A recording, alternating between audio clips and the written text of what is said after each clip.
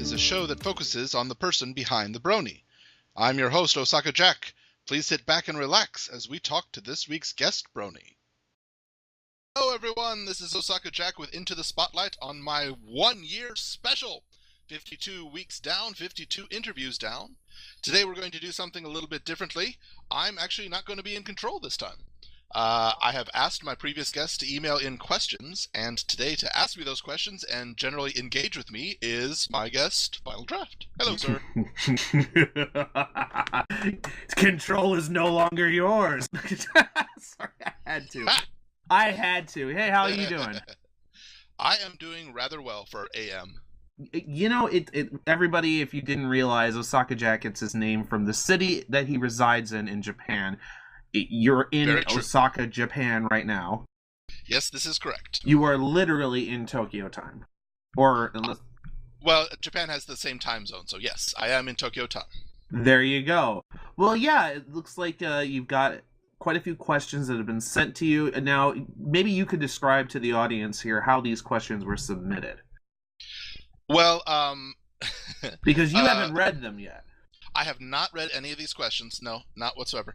About a week and a half, 2 weeks ago, I sat down with a list of my 52 previous guests, and I emailed and tweeted and messaged, and I actually set up an email account, and I set up the password, and I asked them to email the questions to it.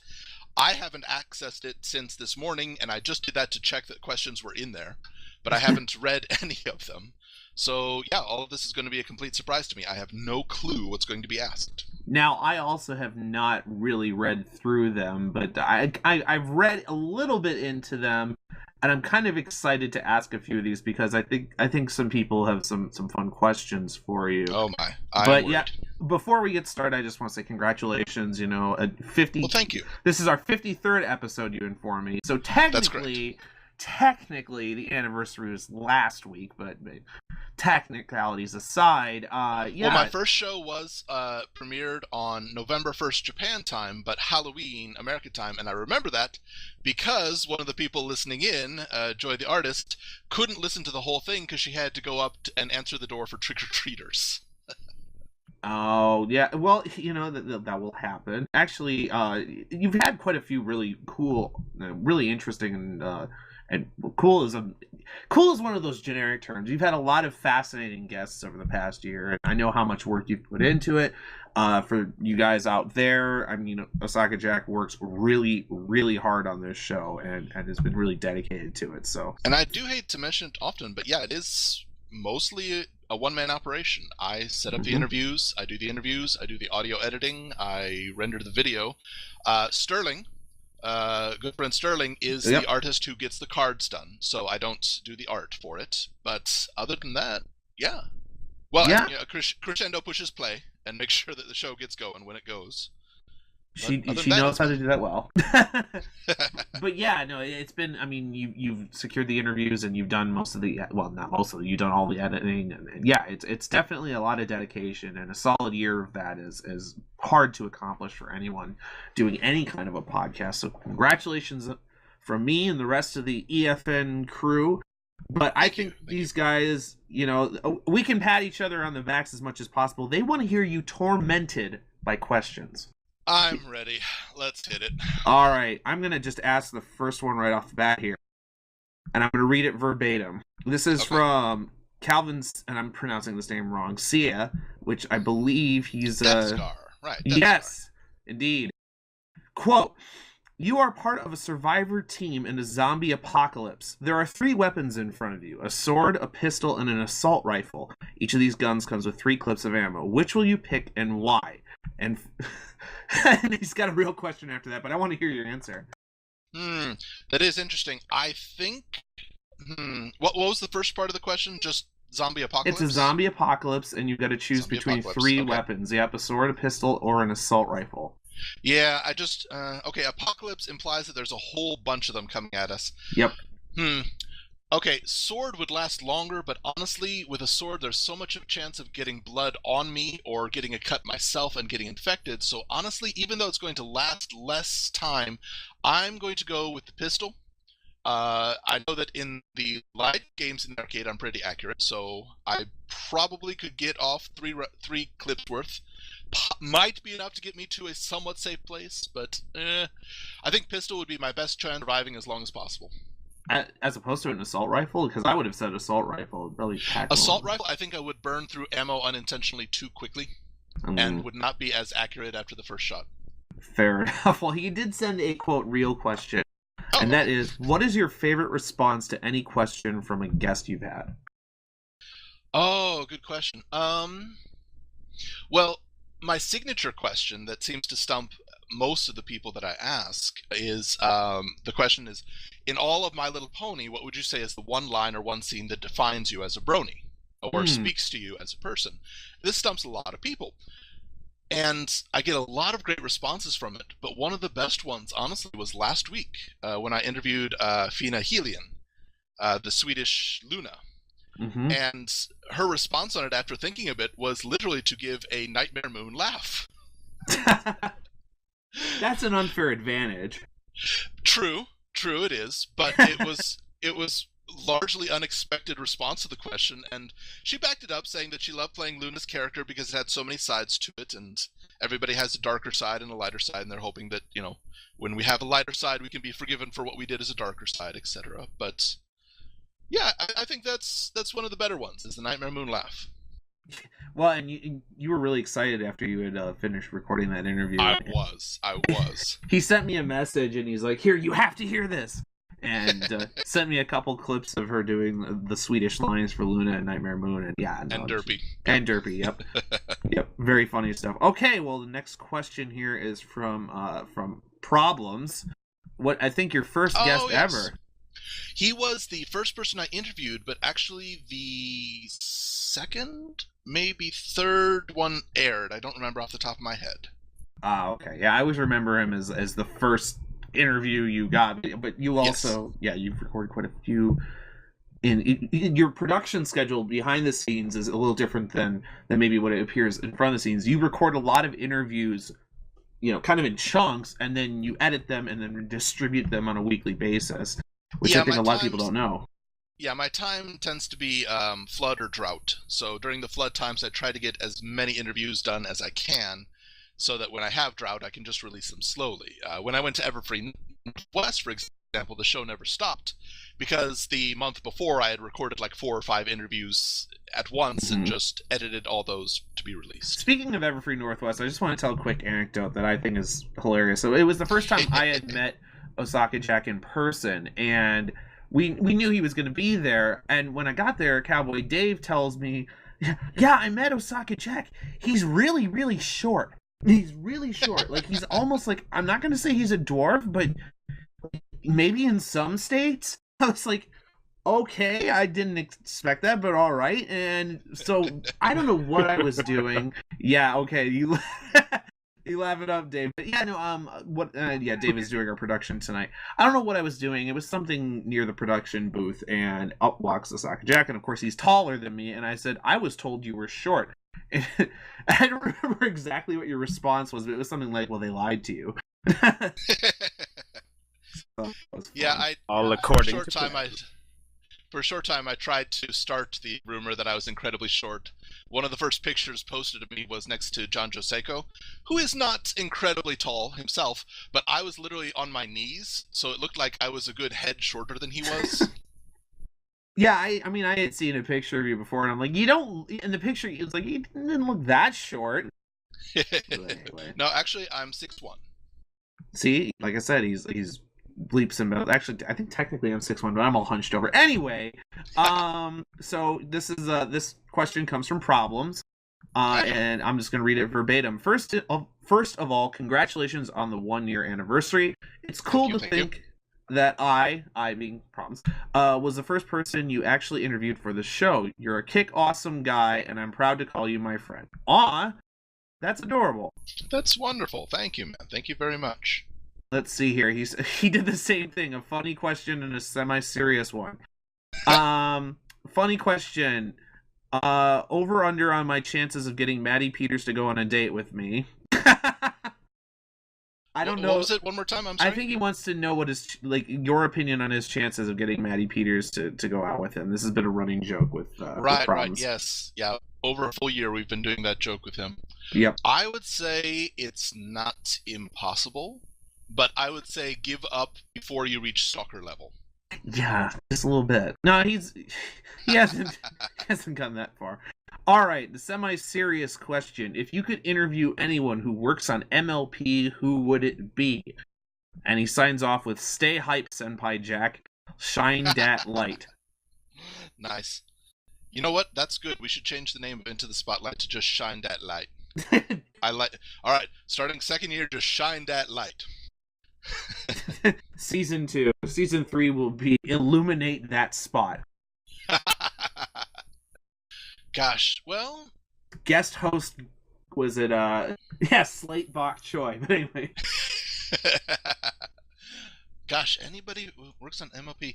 Well, of course there's a desire to talk to Lauren Faust, of course. Oh, yeah. Not a lot of people get to do that. But at the same time, I'm not sure I could come up with a lot of questions that she hasn't been asked about it before, so I'm not sure it would be that interesting of an interview. I think any interview with Lauren Faust is interesting. You know who I would really like to speak to are the voice casting directors. I would like to speak to some of the people who actually do the direction in the booth when they are recording.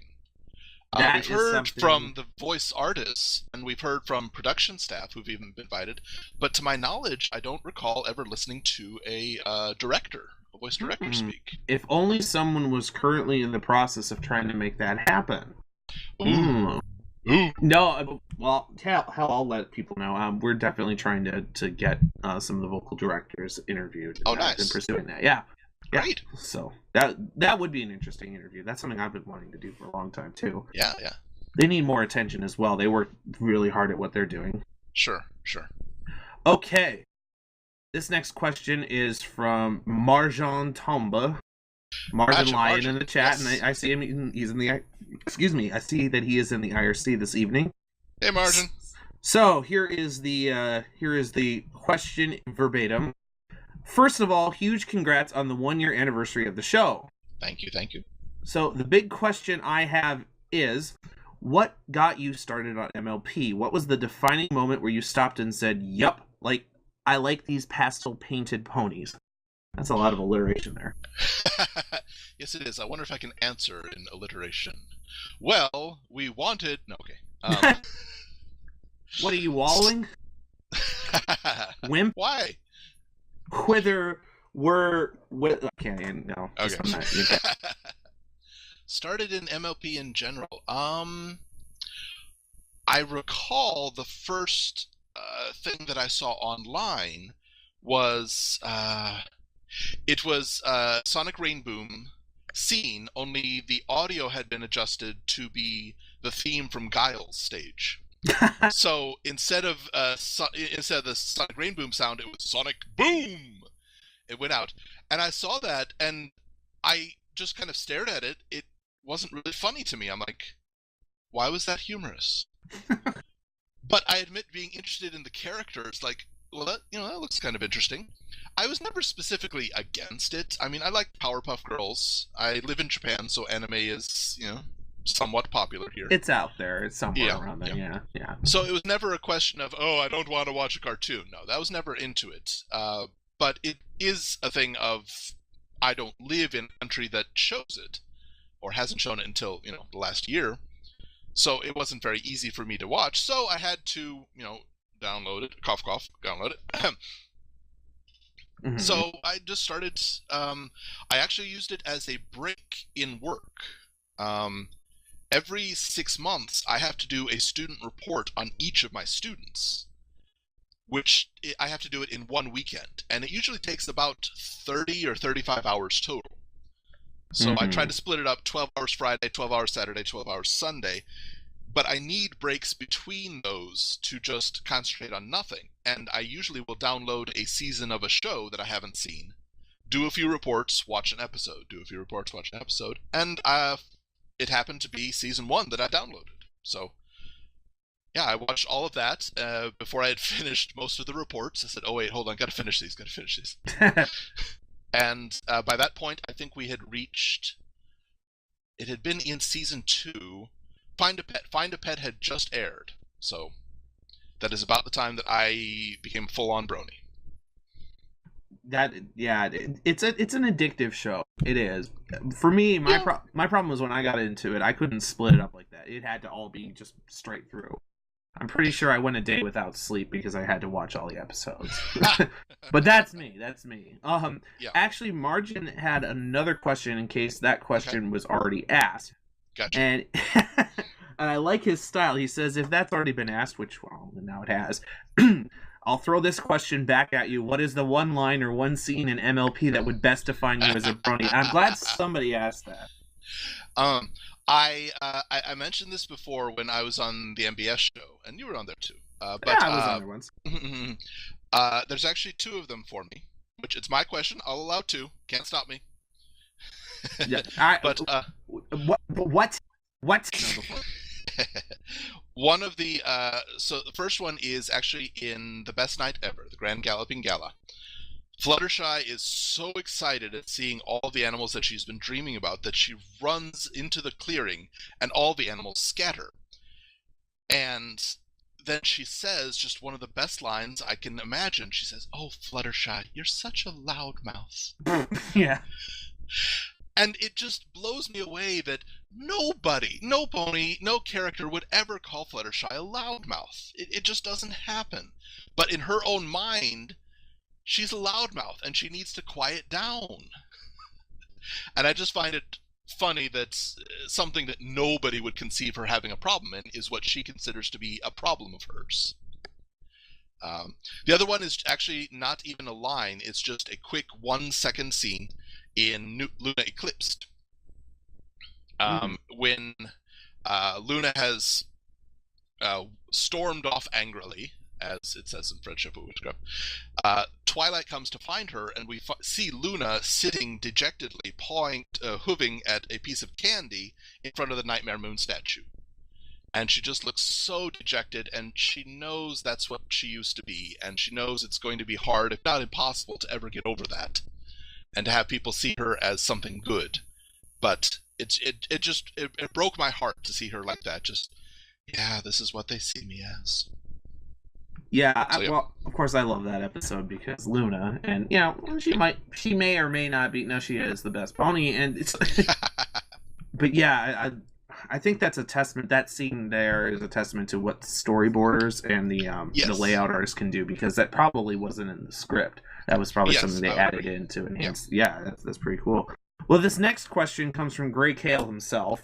Oh, yes! Had to do it, had to call him Grey Kale, Slate Bok Choy, Quartz Radicchio. Sorry, that one got me. No, this is from Gabriel Brown, aka Black Griffin, accomplished musician.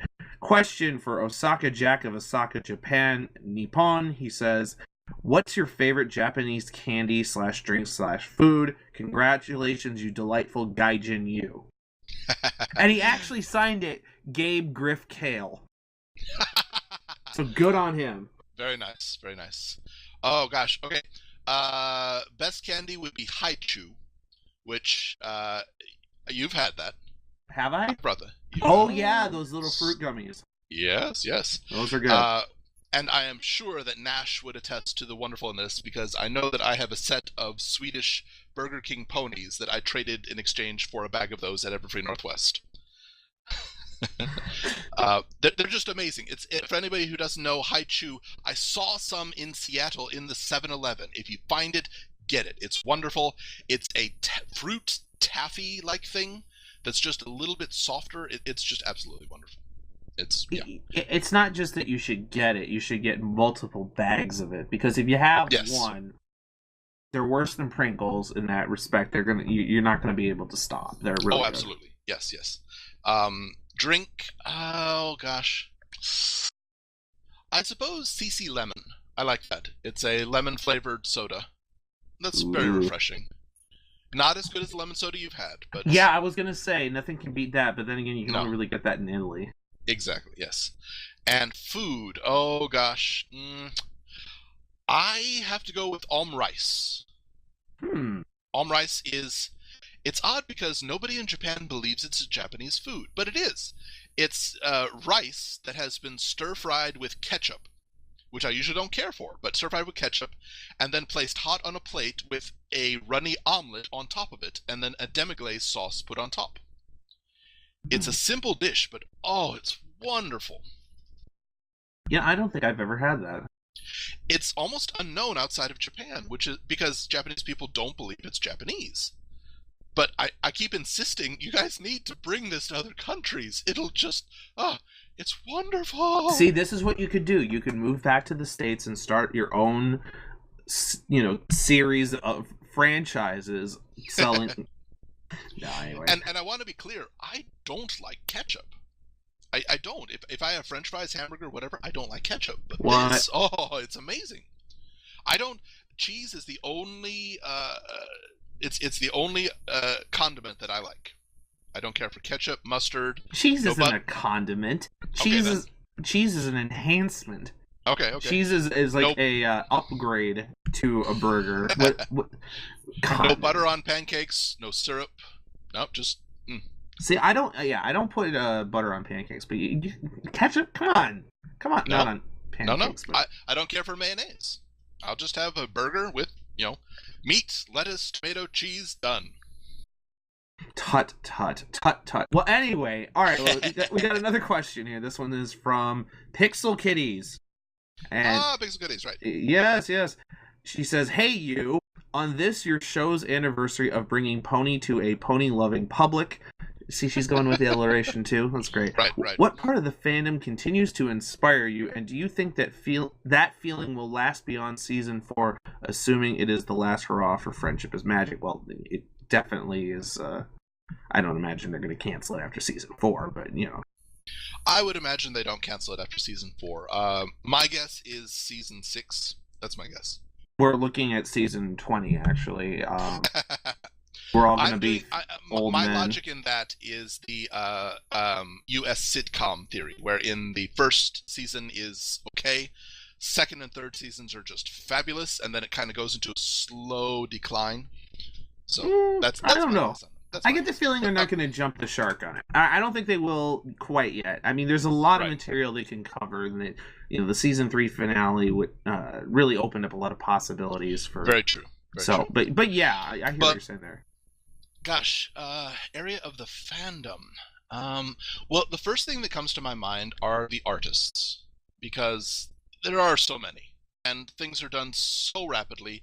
And granted, not everybody's that good at it, but I cannot recall anything beforehand. I don't know. Before Pony, you would it seemed say to be... that's a Pixel Kitty. No, well, yeah, I mean, of course, she does some fabulous work. I've seen her recent Nightmare stuff, and that's wonderful. Mm-hmm. But no, I cannot recall anything where somebody who isn't good at art would post it online. I mean, there would be people who would do fan art and it looks great. But I cannot recall anything where it's, I'm really bad at drawing Powerpuff Girls, but I put this online.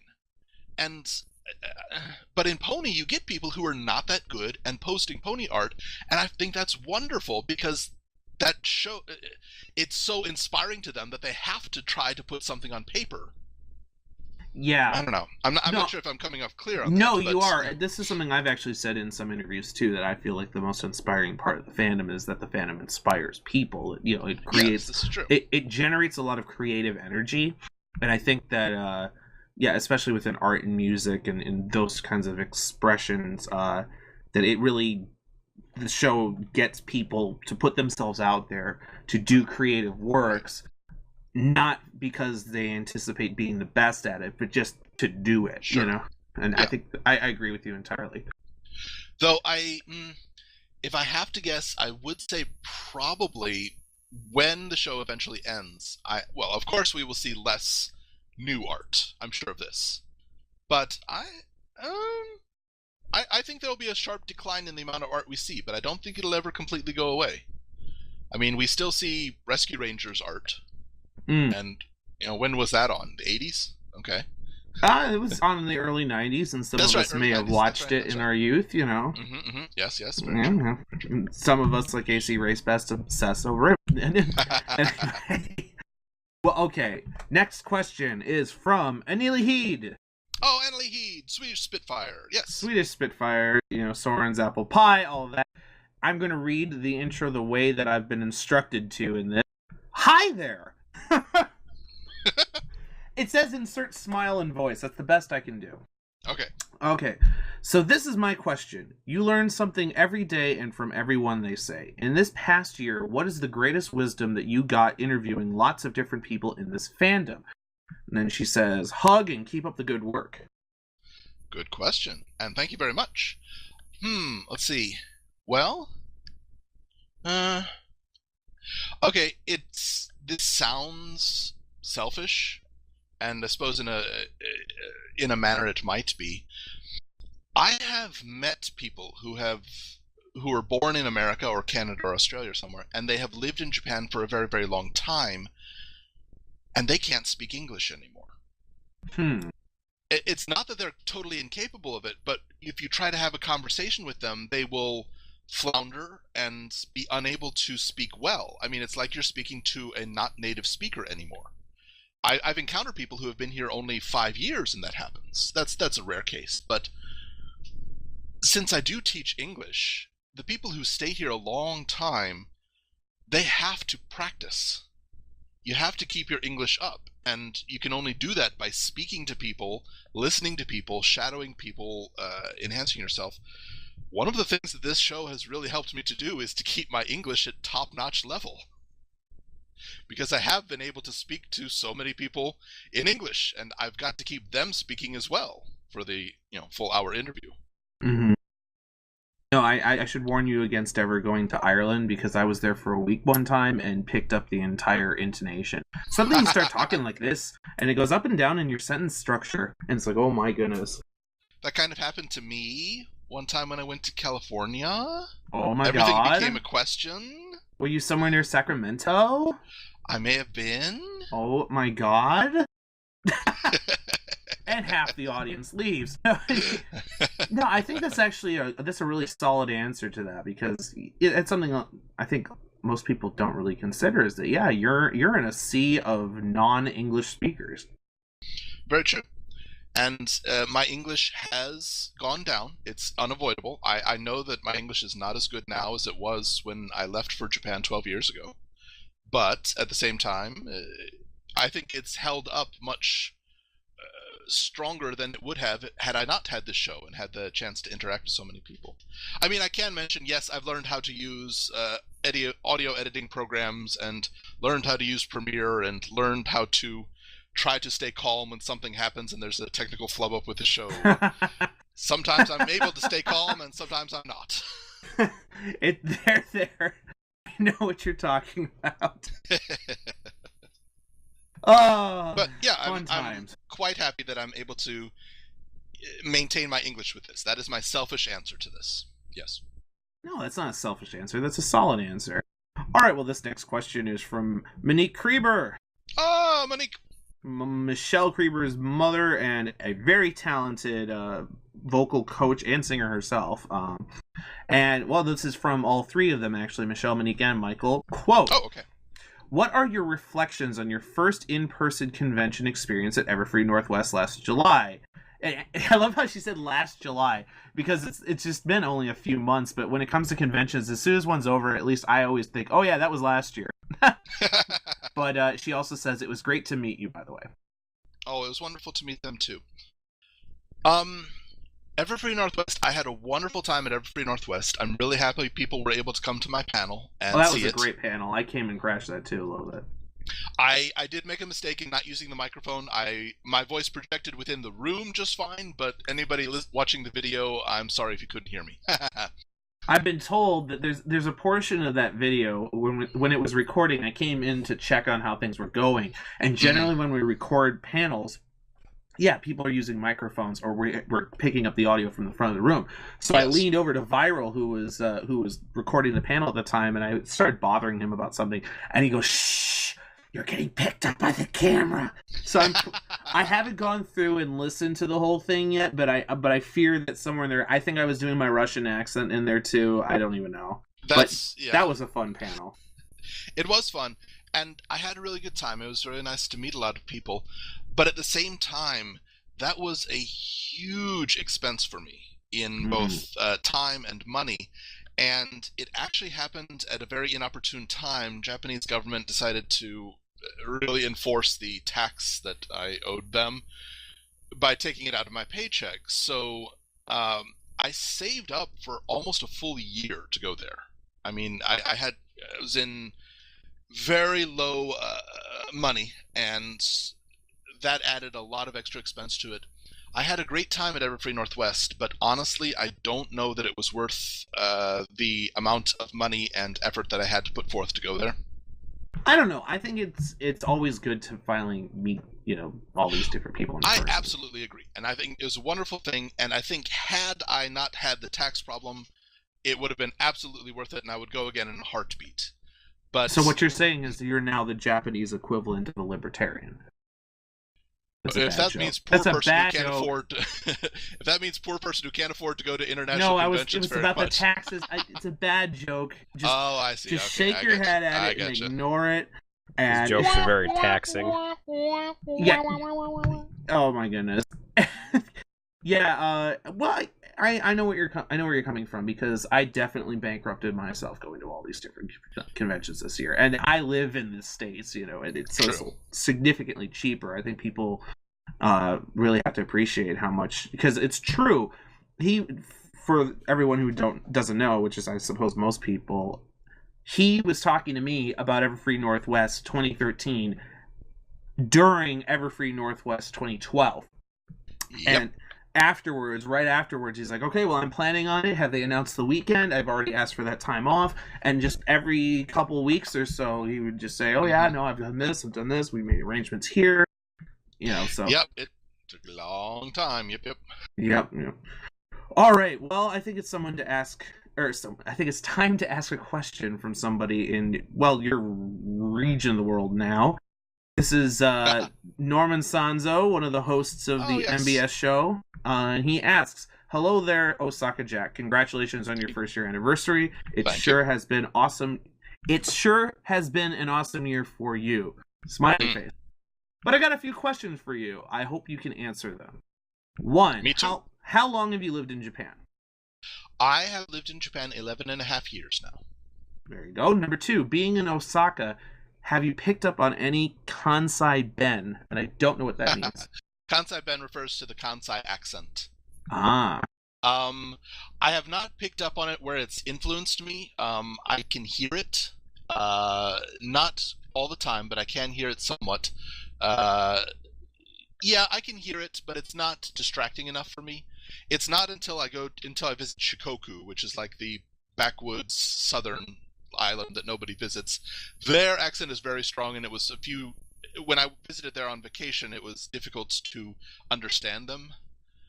Even though I knew they were speaking a simple Japanese to me, I was like, I have no idea I don't know. That happens in the southern portions of the United States as well, actually. Yes, very true. And that's why tourists just generally avoid that region. And he's got a third question. Will you be going to any convention in the future? Yes, absolutely. I was unable to attend the last one, but I am going to be going to the Tokyo PonyCon. So Japan PonyCon in Tokyo, Japan. I believe it's January 4th or 5th, whichever one is the Sunday. I will be going to that one. And I'm intending to go to I hope they have another one next year. They haven't announced that specifically yet, but Tokyo ones are possible for me to do, because when I finish, I can get on a night bus and get back here before I have to work in the morning. I've always wanted to go to Japan. I was actually telling you this last week, that I wish I could, find an excuse to get out there, because it's on my bucket list. It's on my list of places I've always intended to go at some point. Well, he ends his email. He says, once again, congratulations on your first year anniversary, and here's to another year. He raises his glass. Thank you. And he says, P.S. If you need a co-host or a guest host on your show, he's always open. Thank you. I believe he's on a 75th show or something like that, and that's they've amazing. Been going strong for a long time. Yeah. And they're good guys. That's what Daniel and Norman, right? The That's two right, of them. Yeah, we did They had me on their show one time, and yeah, they're a lot of fun. Mm-hmm. Yeah. Okay, this next question is from Amy Keating Rogers. Oh, AKR, nice. Quote. Who has, incidentally, been trying to get me to try kale, and I refuse to because it's a nasty, nasty plant that does not deserve to be eaten. No. Hold on. Is this stemming from the same, disdain for condiments? I mean, what is this? No, this is, you know what? If you get me a piece of kale with a bunch of ketchup and mustard on it, I might try it. Just out of principle? Well, just out of the idea that something really bad might cancel out something else really bad. Well, okay, here is her question. Were you always a fan of animation growing up? She's got a couple more to go, but I'll ask that one first. Yes, absolutely I was. I remember when I was younger, I actually rather enjoyed the fact that I have 4 sisters and a brother. I'm the oldest one, but now it's more acceptable for a boy to watch Pony, or I would assume other girly shows. Have you seen the new Barbie? It's really well written. It's good. I actually have not seen that. I recommend it. But anyway, that's a different point. But yeah, at the time, I would try to watch as much animation as I could. Saturday mornings, watching animation. And I'm sorry, I'll say it flat out. I think She-Ra was better than He-Man. The animation She-Ra was better than the animation He-Man. Yeah, I'm sorry. I've never seen either of them, though I know of them. They were right before when I started watching TV. Gotcha. But, yeah. But yes, I have always been a large fan of animation and newspaper comics and comic books if I was able to buy them. Fair enough. Second question, what was your favorite animated show when you were a kid? Oh, gosh. Well, since I never really stopped watching them, it's difficult for me to say where the kid line is. I do know that my sister and we loved Tiny Toon Adventures and Animaniacs. But at that point, I was in high school, so I'm not sure if that really counts as kid. Depends on your state of mind, I suppose. I know that we had gotten, when we got home in the afternoon, our mother was working, so she would come home a few hours later, but we would watch Tiny Toon Adventures, and then Animaniacs was on right after that. Yep. We got good enough where we would take a Scattergories dice, which has, most of the letters on it. We would roll it, and that letter would be the only words we would sing for the theme song. See, I used to watch those shows when I was a kid after school, and those two in particular. Though I tend to skip Tiny Toons because for some reason I didn't think it was funny when I was a kid, but Animaniacs cracked me up. Anyway, yeah. So real fast. I will answer. Spectacles. Yes, I enjoyed Gem. I did. That's another reason I was glad to have 4 sisters, because I liked that animation for some reason. There you go. Yeah, but I always watched Animaniacs, but I never got that far where I could remember all of the words. I just remember Bill Clinton playing the sax. That part of the of the opening credits. Okay, next question from her. Before being introduced to My Little Pony Friendship is Magic, what were some of your favorite animated shows that you watched as an adult? Good one. Well, Powerpuff Girls was a big one. Gosh. You would say that. She wrote for that. Well, no, it honestly was. In graduate school, the 2 people that I shared an office with, they were actually a married couple, but we were all in the same program. She was a blonde girl, and 2 of her friends, one of them was a dark-haired girl, and the other one was kind of a ginger, and they literally decided to call themselves Blossom, Bubbles, and Buttercup. To the point of she was actually called Professor Bubbles at one point by a student. So yeah, that was a favorite of mine. Gosh. I'm trying to think, because, 11 and a half years ago I came over here, so I liked Air Master. That was an anime that never really became popular, but it was really cool. Gosh. Yeah, I would say Powerpuff Girls was a good one. I'm going to get just killed for this, but I did not care for Ed, Edd and Eddy. Oh, that's a death sentence among some. I know. Not me though. I haven't actually watched it, but I probably should, given that almost everyone who works on My Little Pony worked on that. I know. It just I didn't care for it. I think possibly the theme song turned me off. One note repeated over and over, just in different increments. Just I couldn't handle it. Yeah, and it the has jerkiness and the yeah, the visual style for me actually, I wasn't interested in watching it because of that. I've always been picky when it comes to animation. If I see something I don't necessarily like about it, like when I was really young, I never watched Tailspin because I couldn't stand the theme song. Really? Okay, yeah. I'm opposite for you on that. I liked the theme song, and I watched Tailspin a lot. I've been chided endlessly by half the EFN staff when I admitted that. But yeah, rightfully so. Silence you. Anyway, no, I never got into that. But same with Gummy Bears. Couldn't stand that because it used to be the Disney Afternoon. But yeah, anyway. Right. Yeah. It's just recently that I've started watching Adventure Time, which I don't know. It's a show that I'm not sure if I like it yet, but I'm not stopping watching it. It's interesting. It has that effect. I've gone through and watched the series, and it has its moments that are really funny. Yeah. But yeah. All right. Well, this next question comes from, and I'm gonna just read it as his email name is read. That weirdo Yup. Okay. Yep. From the Daily Oat. Yep. Editor-in-Chief of the Daily Oat. He says, "Hi Jack. Congrats on the year's anniversary. Here's to many more in the future. My question is this: if you had to change one thing about Friendship is Magic, the show itself, not the fandom, what would it be?" It's a hard question. Yeah, actually it is. Change one thing. Gosh, you know what? I'm not really sure because I believe that anything I'm going to suggest is something that might happen. Okay, how about this? I'm not sure if it's the show itself, but I would really like it if Hasbro and the Hub would stop spoiling the episodes before they're aired. Yeah, I would agree with that. I mean, I'm just holding on right now. Twitter, every day I wake up and I'm like, okay, please don't spoil it, please don't spoil it, please don't spoil it. It's hard. I have a very strict rule on Twitter, and I'm sorry if somebody doesn't like this, but yeah, if you spoil something, I'm not going to follow you, and if you tweet it directly at me, I'm going to block you. Yeah, it's just that easy. I tried for a majority of season 2 to avoid all spoilers before episodes.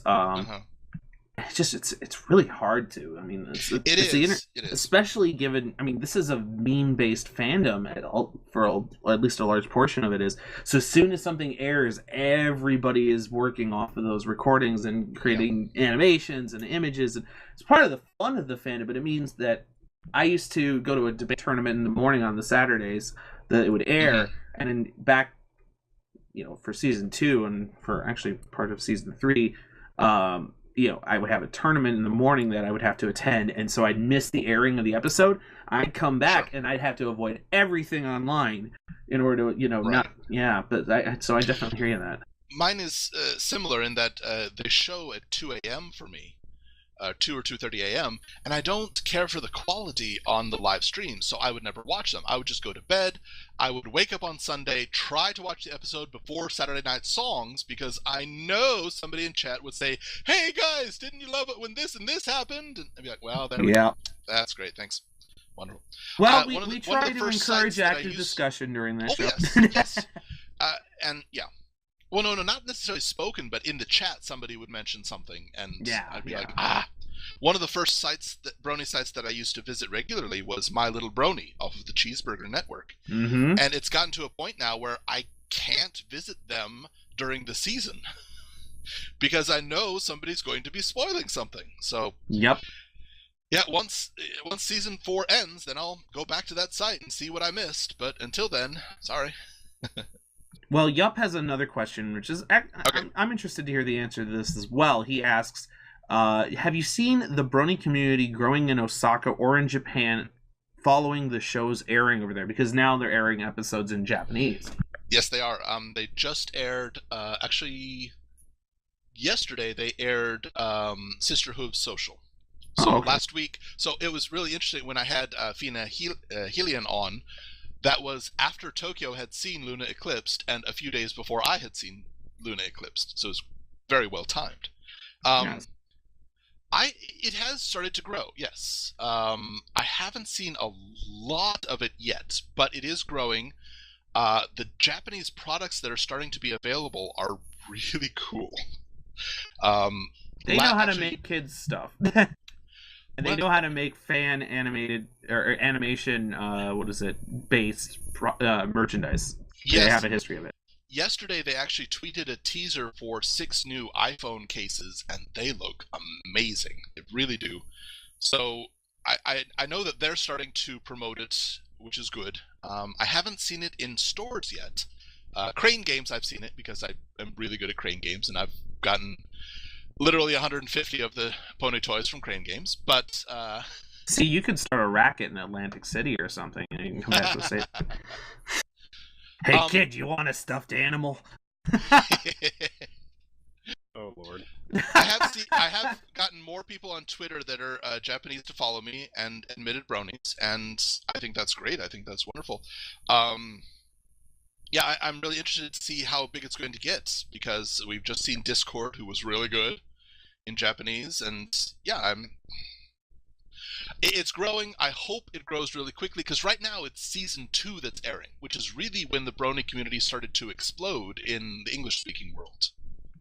So it's my hope that it'll be the same thing over here. Well, this actually is a perfect question to follow this up with. This is from Axel Foley. Hey, Axel. He says, "What's the weirdest toy or item you've gotten from a Crane game, either while getting ponies or not?" Oh gosh, weirdest. Well, actually, I have about a dozen of these things because they were sitting on top of a pony, and literally it was that easy for me to get a dozen of them. Just okay now. It's called Clinope, and I have no idea what it is. It looks like an oblong head with eyes on each side, like a hammerhead shark. It's completely yellow.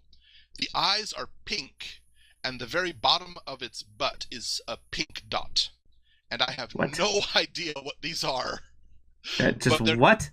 It's cute, admittedly, but at the same time, I'm like, I have you no done idea. Any searches to find out anything about it? As far as I can tell, it's from a cell phone game, but nobody knows anything beyond that. So I guess it's just a cell phone game character that's nondescript, except being odd. Oh man. Okay. Well, next question is from Sakura Cheetah. Oh, Sakura Cheetah. Speaking of Japanese bronies. Aha. Is that pronounced properly? Is it Sakura or Sakura Cheetah? Sakura Cheetah. From Sakura Cheetah.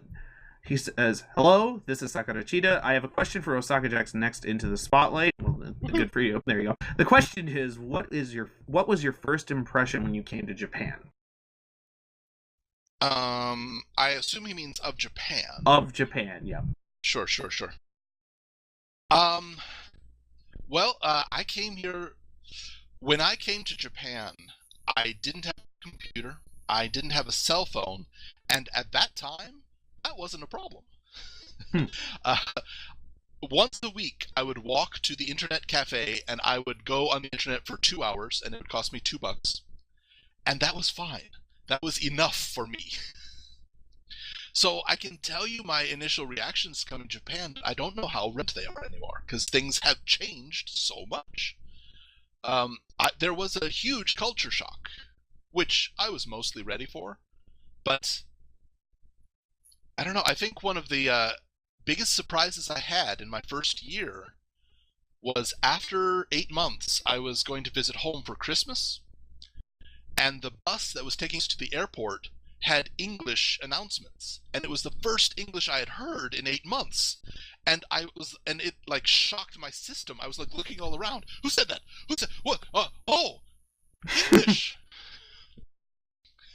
Except for the other English teachers, it was the first English I had heard in 8 months, and it shocked me to hear it. So I don't know. I think that was a good culture shock that I had. But yeah, oh, that's interesting. Well, there you go. He says thanks. And let's see here. Who would we have next? From Silver Slinger, formerly Chaotic Brony. I wonder why he changed his name. He's been slinging a lot of silver. But anyway, he says, how did you come about having a show on Everfree.net? Oh, okay. Well, gosh, when did that start? I guess it was Everfree Northwest 2012, right? Mm-hmm. Yep. Everfree Northwest 2012, I had money to attend, but I didn't have the time. So I actually sent a huge box of stuff to the guests. There's a little something for each of the guests. You also sent a huge box of stuff to the Everfree crew. Yes, to the guests and Everfree Network crew.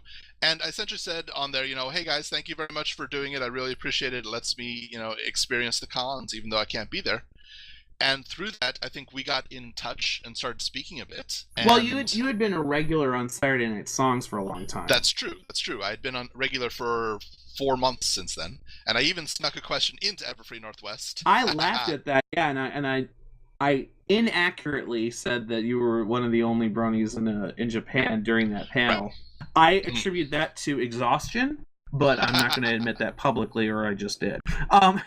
No, but yeah, I remember because I think was it during the Q Crusader panel, or was it during no, it was during the VA panel. It was during the VA panel because Nicole Oliver mentioned that Ken from Japan had also been in contact with her, and he's one of the people in charge of Japan PonyCon right now. Well, there you go. Yeah, it was funny because I remember I was just laughing like, of course he got a question. Of course he got one somehow. I remember screening that question. There you go. But after that, I suggested to you I had an idea for a show, and it was a not very good idea. I originally I was going to have a game show. Yep, I remember this. Yep, and I was going to have a game show, and it was going to be somewhat trivia and activities and prizes, and the biggest problem was who's going to provide the prizes and how are we going to judge it. I think it could have been done, but I think it would have required a lot more effort and maybe some sponsors. Yeah, I mean, this is just as a side note, this is something that comes up occasionally in my inbox. I've had about 4 or 5 people who have come forward and say, well, I want to do a game show on EFN, and I ask them all the same question, where are the prizes going to come from? How are you going to keep your audience from just cheating on the questions? How are the participants going to participate without cheating or whatever? I mean, it just became the way to manage all of those different variables. It's one of the few formats of programming that's very difficult to do online.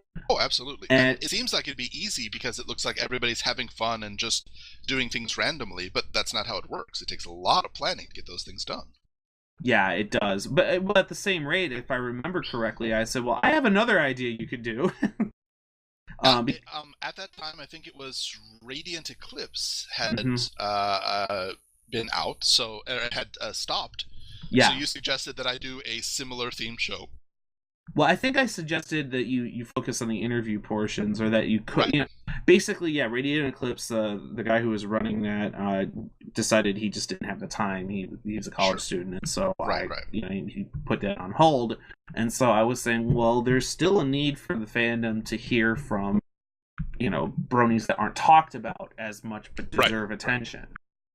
So and that got it going. Yeah. So that's essentially how it started. I did about 2 or 3 interviews, and then we finally got it going. And true story. So I listened. Back right around when you. I often make new shows do pilots. It's evil of me, but it's because it forces the people who are going to be producing those shows to actually do the production. Because it's one thing to have a crew of 5 people say, we're really excited, we have a show we want to do, and we're going to do all this production work, don't worry about it. But it's another thing for them to buckle down and actually go through that process. So I just remember listening to your first, and I think this is why for me it's the first episode, because it was the one I listened to, which was your interview of Problems. And I listened to that, and I remember I was playing Minecraft, and I kept dying because I kept getting distracted. I'm like, and afterwards, I talked to you about it, and I said, this went great. And you're like, well, are you sure this wasn't like, is this okay here? I'm like, no, it's fine. It's good. Air it. Get it out there. And he's like, and I think you had a cold when you recorded that or something. So you're like, are you sure my voice didn't sound too clogged? And I had started to get some allergies, and actually I've got them a little bit today, but that is a definite thing I have improved over the year, is learning how to not sniffle into the microphone. Because when you go back later and try to edit a 1-hour interview where you've sniffled every few seconds, it takes a long time. Yeah, well, certain editors who may or may not be producing tonight's show are certainly aware that I've recorded myself coughing more than enough times. I've also learned, whenever recording, keep a pad of paper next to me so that I can write down the time if there's any flub. It is a very efficient way to go about that, because otherwise you'd have to go and listen through, and just a mess. But he's got more questions for you. Chaotic Brony, aka now Silver Slinger. Has MLP and or the fandom changed your life in any way? The answer is probably yes. No, not at all. I have not at all. No. I had a weekly show before this. I have a weekly show during that. And no, of course I'm joking. I just go to the internet cafe twice a week now. It absolutely has. I've interacted with a bunch of people that I never would have had the chance to. I've made a lot of friends, gotten blocked by quite a few people, which is fine. It happens. I always say this. Every month I block a large number of people on Twitter who I don't like companies or bots following me. So it would be hypocritical of me to complain when somebody blocks me. So, no, fine. Somebody wishes to block me. That's absolutely wonderful. But yeah, I've made a lot of friends. I've interacted with a lot of people. I'm going to be going to Tokyo to meet people I never have before, just because we all tend to like a pony show. It's, I think it's... I think it's changed me for the better, to be sure. Yeah. He asks next, do you see yourself forever still a brony 10, 20, 50 years down the road? Yeah. There you go. I don't know specifically that I'll be watching the show as much 20 years down the road. But well, the world changes. Well, yeah, absolutely. But absolutely, I doubt that this will be a time in my life that I'm ever going to regret or feel that I shouldn't have done. I've got a good imagination, and I cannot imagine a situation where that would happen. Well, and down the line, maybe there will be a My Little Senior Citizens Home, and we can all... Sure! Okay, how many seasons of MLP do you hope to see? That's a rough question. That's hard to do. My guess is that there will be 6. I think after 6, my guess is that the Friendship is Magic will stop, but I think a spin-off will start. That's what I'm thinking will happen. I think it'll be interesting to see what they do, because I know that Lauren originally had a vision of the story arc of where this show was going, and now Megan's taken over, and the show. Yeah, I mean, look at how this season is going to start. I mean, it's changed inherently. True. So there's a whole realm of different storylines which could all be spoiled to you through Twitter. I think of an interesting thing about this show, and not a lot of animated shows do this. If you look at The Simpsons, Lisa is still 8. Bart is still in the 3rd grade. Homer is still working at the nuclear plant. Maggie is still a baby who has only, to my knowledge, said one word. And it's literally 20 years later. They're the same characters over and over and over again. But with Pony, we are seeing changes that are continuing throughout the series. Babs is a person who visited and now is a member of the Cutie Mark Crusaders that we see later. Twilight has wings, and I doubt those are going to just go away. Sometimes it's a passing thing. They'll molt off and yeah. No, but so I think it's interesting, but at the same time, I don't think that it's as permanent of a thing as the first 13 years of Simpsons. Everybody really, really, really liked it. Yeah, I think it'll be interesting to see what it does. I personally have always had a fear that if they do decide to just up and go Gen 5, that they will do something abhorrent like Gen 3.5, but for now, I always remind people when they ask me, how many seasons do you see MLP having? I always remind them, right now, as it stands, this is the Hub's cash cow. This is the show that is making them tons of money and getting them tons of attention. They have no reason to get rid of that. They have no reason. Very true. So it could be, who knows? Who knows how many more seasons?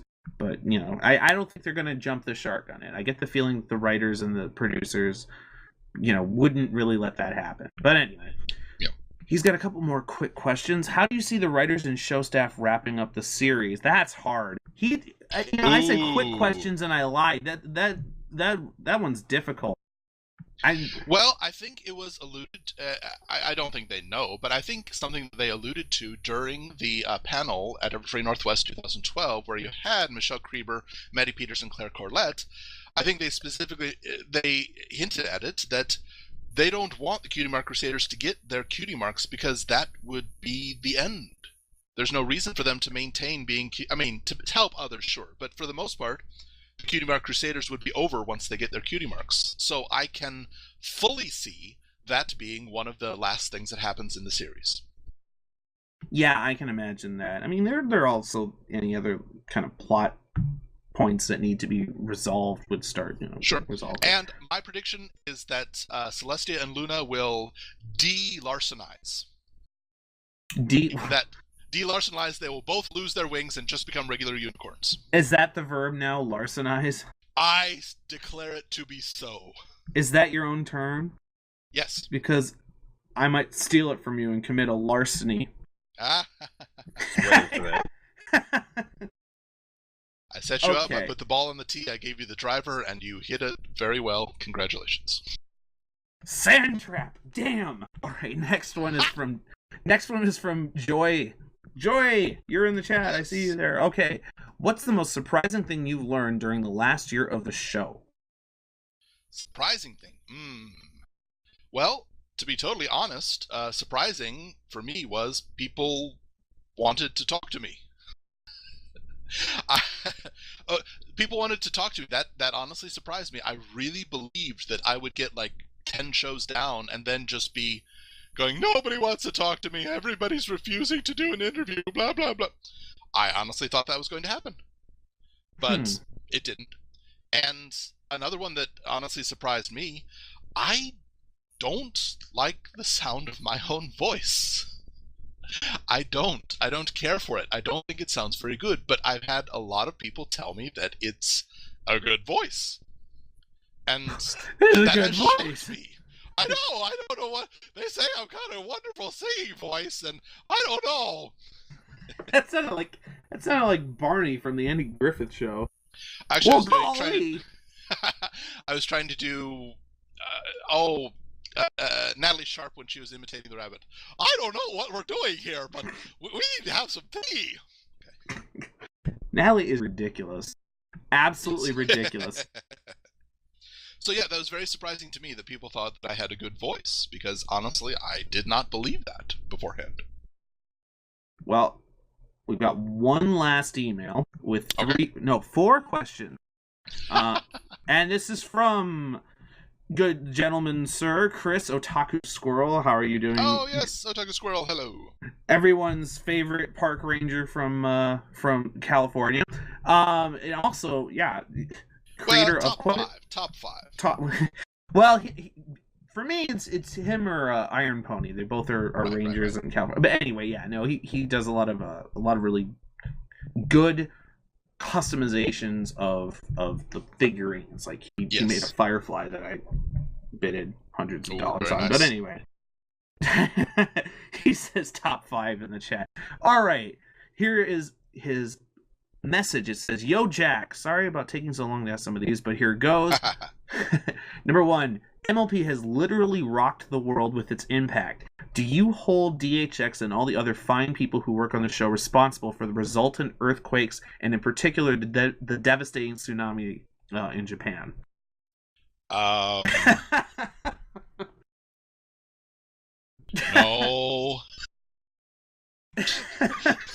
That was a question I pre-read, and I thought, should I ask it? No, I better ask it. I gotta hear the reaction. Because I know him, and I know that it is sent in good humor, I'm fine with it. That's no problem. But yeah. No, I think the show has been absolutely wonderful, and of course, it was Lauren's vision and her amazing Bible that did it. Honestly, if she would auction off that Bible, she could just retire right now, go make her own shows, start her own network. But yeah. at the same, but I think I don't know. I think it was just a chance grouping of a lot of talent and a lot of people that really wanted to see a good show that made it happen, and I'm very, very happy that it did.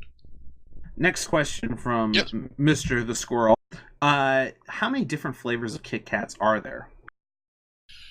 Okay, well, that's an interesting question. Right now, there are 3, and there are almost always 3. But the third one always changes in Japan.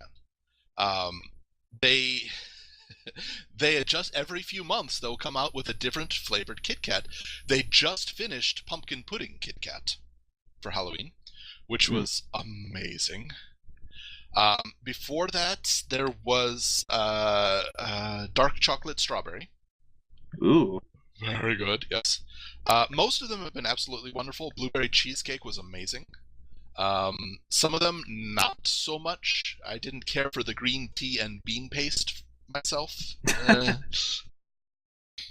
The snot-flavored ones, not so much. The, yeah. No. So at any time, there's 3 or 4. But overall, in time that I've been here, I've seen maybe 30. Wow, that's a lot. Yeah. Well, I remember when you came to Everfree Northwest, you brought a smorgasbord of them, and yes, it did. Yep. A certain Michelle Krieber has a history of conventions before then and after then of throwing Kit Kats at her audiences. I hold myself completely innocent of that behavior. Yep. Okay, his third question is, regarding your love of MLP, are you interested in cartoons and animation in general, or is there a subset within this category that interests you? Anime and Western animation, etc. That sort of thing. And we mentioned a little bit. Yes, I do like animation very much. I really don't like... I'm not sure if it's a term or if I just coined it merch anime. Merch anime? Merch anime I attribute to those animations which have been made specifically to sell a toy. And they have low production value, they have not very good acting, they have not even smooth animation within them. I don't like those. Scan. Yeah, that's and there are a scan. lot of those in Japan that will come out and, we have a new toy, let's make an animation for it. Fine. I don't care for those at all. But, yeah, I get upset with the late-night animes that they're wonderful, but they have so much time set aside to commercials that it gets very frustrating for me. Recent ones would include Attack on Titan or Puera Magica Madoka. Really good, but if you include the intro theme and the ending theme, the whole thing is like 17 minutes. Yeah. And it's a ridiculous short amount. But, overall, I like animation in general. I'm happy to see Western animation start coming back. To be totally honest, for a long time here, there wasn't a lot of great stuff coming out of the States. Or the Western world. But yeah, there was a lot of cheap material that was produced. But yeah. So, the chat's saying that I shouldn't mention Jewel Pet. Oh, no. So, TV Tokyo gets Pony episodes on Tuesday morning. Osaka Television gets them Saturday morning because TV Tokyo has to be first. Which is fine because I get to watch Saturday morning cartoons. It's awesome. But it's on at 6:20 in the morning, and immediately after My Little Pony, there is an animation called Jewel Pet. The purpose of Jewel Pet is to get 5 to 6 year old girls to start using makeup and wearing jewelry. And that's it. And I was warned not to mention it. it annoys me to no end that follows Pony, which is such a positive image for everybody, but girls especially. You can do this. You don't need. Yeah. Now let's wear makeup and wear jewelry. Spectacles is saying evacuate. Okay. Anyway, I'll back down. Well, I mean, I've mentioned this to you. We talked last week, in anticipation of this show, and I mentioned tonight's show. And I mentioned that one of my life goals is to get to Japan, but in particular to go to the Studio Ghibli Museum. Oh yes, Studio Ghibli. Oh my goodness.